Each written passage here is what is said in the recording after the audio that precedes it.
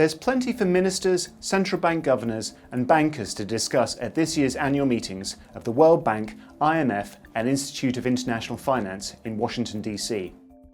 Foremost in everybody's minds, however, are the upcoming US elections in just over 2 weeks and the impact that a new president will have on the global economy. The question is, what if this is actually real, and what should we be most worried about? And I think most worrying is the issue about trade and tariffs, potential for trade wars and tariff wars, and what does that portend for a global trading system, global trade flows, and global capital flows. So I think that's first and foremost. Second is just fiscal policy. We just ended the fiscal year, an enormous deficit in the United States. I think it's 1.8 trillion, and this is the top of the cycle. So it's a policy discussion, but bankers, business people are just not clear of all the rhetoric, what's likely to be real and most worrisome.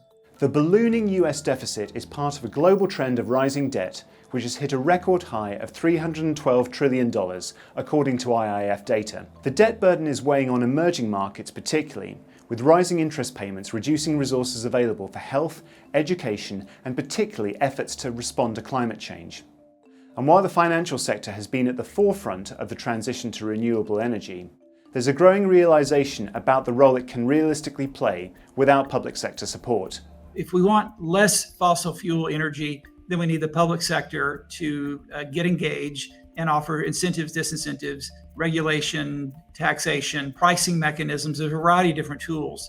I think absent that, there's always going to be capital from somewhere, from some entity, from some form of intermediary that's going to fund these projects because the returns are meaningful. And we still relied on fossil fuels. As much as we may dislike, or society say they prefer not to, they're still reliant. They still want food on the table, and they want goods in the stores, and they want to be able to travel, and they want to be able to engage in commerce. So until there's a substitute that's viable and cost effective, then we are where we are. And again, it's a long transition. It's not a month, a few months.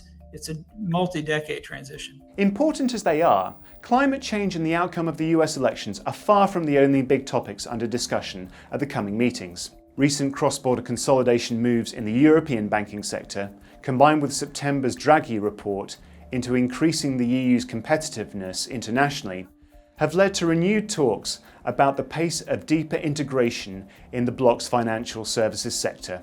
Europe needs unified and comprehensive capital markets and securitization and banking union. And I think that mirrors what is needed in other forms of digital integration and services integration. I think that's all part of the European integration story. And so we need to continue that process as it's been laid out and designed and discussed now for a long, long time. We've been talking about capital markets union, banking union for many, many years now, and we just need to execute on it. So I don't want to get in particular individual examples, but I think generally we need more integration, more consolidation. In fact, it's a trend that's been in place now for decades, which is consolidation across all jurisdictions. Even in the US, we've gone from 30,000 banks to 19,000 banks to 9,000 banks to a little over 4,000 banks.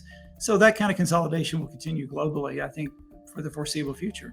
To read an exclusive article from Tim Adams on the role of private finance in the climate crisis and our coverage of events in Washington, visit thebanker.com.